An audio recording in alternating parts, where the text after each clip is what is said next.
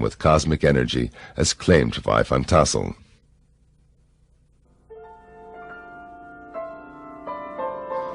One of the early contactees who spoke regularly on the giant rock conventions was Howard Menjur. Menjur presented what many UFO enthusiasts had long waited for, physical evidence and a message of deepness and beauty.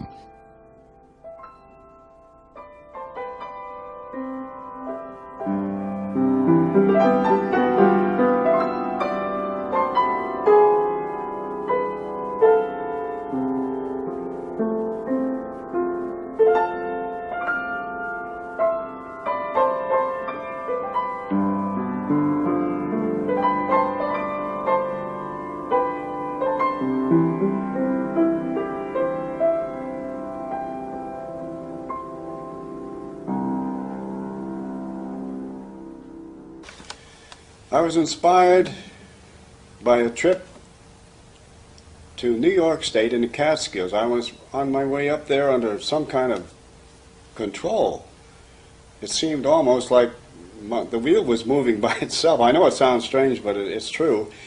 And I reached an old cabin in the woods, and inside there were what I considered to be aliens. They were not from this world, as far as I could see. They're very angelic people. And they had all kinds of instruments in the cabin, all types of electronic, like what we'd call pianos and organs. And on the wall, they had a 1-inch thick 2x2 television screen. And they could move it anywhere they wanted to. I think we're getting that nowadays. We're getting into that now, 35, 40 years later. But I went in there and they showed me the instruments, the musical instruments, and I expressed the wish that I wished I could play the piano. And they said, well, maybe we can help you. I don't know what they did, but I could sit down after that visit to the cabin, after meeting these wonderful people, and I could play anything by ear. I think it all began when I was very young, approximately 10 years old, in the early 30s, when I went up into the woods, as I often did, and saw a beautiful lady on a rock with a stream going by. And I was really surprised because first I thought it was one of the farm people, because there were farms nearby. But this woman wasn't dressed in a farm outfit. She was dressed in beautiful, flowing gown.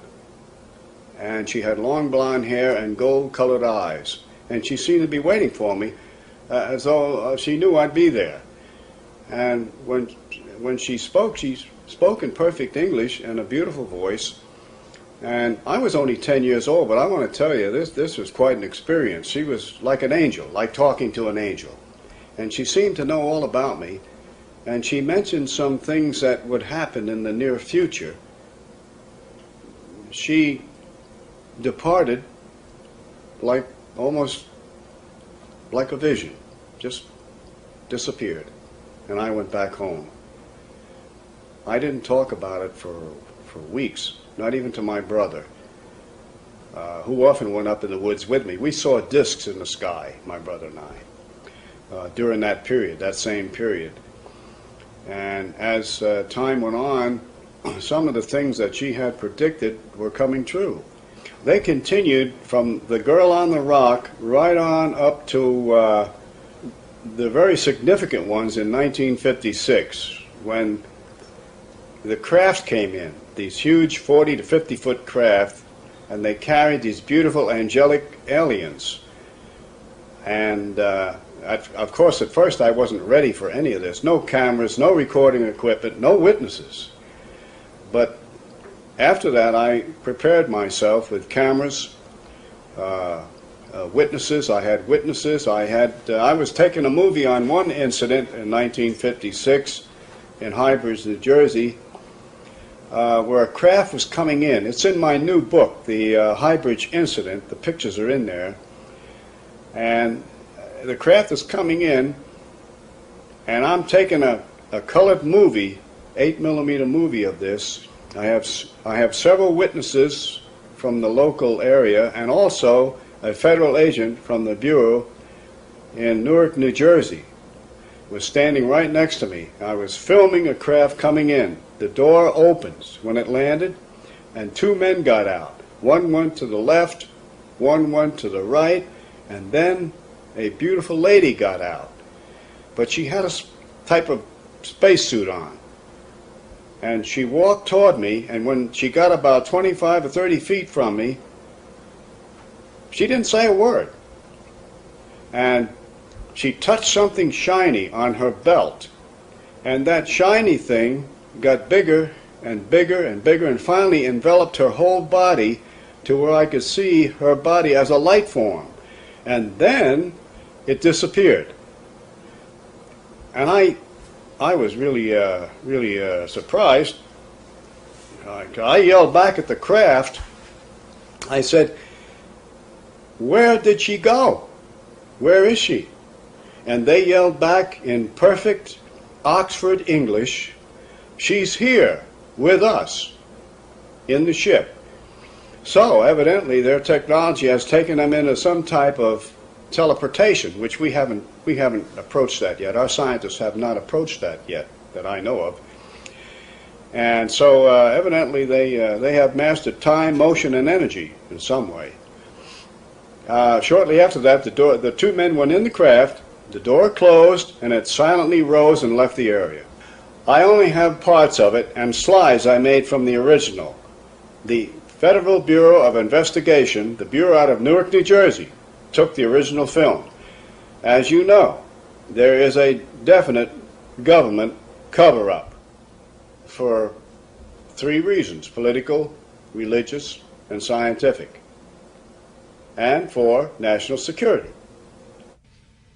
Indeed, Menjur had hundreds of eyewitnesses at that time. Psychiatrist Dr. Berthold Schwartz spoke with about 40 of them and became convinced that Menjur's contacts were real experiences. Well, living in northern New Jersey, where I practiced medicine for many years, I used to hear years ago on the radio Howard Menjur on the Long John Neville show. And I was quite interested, to put it mildly. How could someone make these statements and make all these claims and these other things going on? Then, of course, reading about it in the papers, and my patients would ask questions, people across the board, straight Americans. So one thing led to another, and then by fortuitous luck or whatever, coincidence, I met different people that were closely associated with Howard, leading citizens, not just average Joes, good, solid Americans. And they had quite a story to tell me. So the ball of yarn started to unroll, and I became more and more involved in who this man is, where he's coming from, how do you explain these things. One man himself was quite a well-known inventor. He knew Howard's family. Another one was a leading reporter for the highest circulation paper in northern New Jersey, who happened to be a classmate of my roommate at Dartmouth College years ago. So I had a contact there. The fellow opened up. He did a whole series of stories. And he said, "I don't know this thing, but Howard is truthful. He's telling it as it is. The story never changes. It's the same way." And in that town of Washington, New Jersey, I interviewed this high school principal. At that time, I interviewed a blind lady, but a very refined woman of some note locally. And she told me quite a story with another teacher and a physician. Oh, gosh, you name it. Another fellow lived in the south part where they have all the hunting, and he kept on the moon potatoes that Howard had, so-called, the specimen he picked up wherever he was, out in space, who knows. But these people swore by him. They told some extraordinary stories. What did those eyewitnesses see? What did they describe? Well, I remember once, of course, the craft or whatever they are, the lights in the sky and the landings in the field, the great sociological, psychosocial significance of thousands of people present. And again, through synchronicity or luck, I had this patient whose father happened to be in the state police of New Jersey, so they wouldn't, as a physician, they're usually most courteous to me, occupationally perhaps. I went in and they opened the door and they said, "We cannot explain this, we do not understand it, but yes, this is on the level, these strange things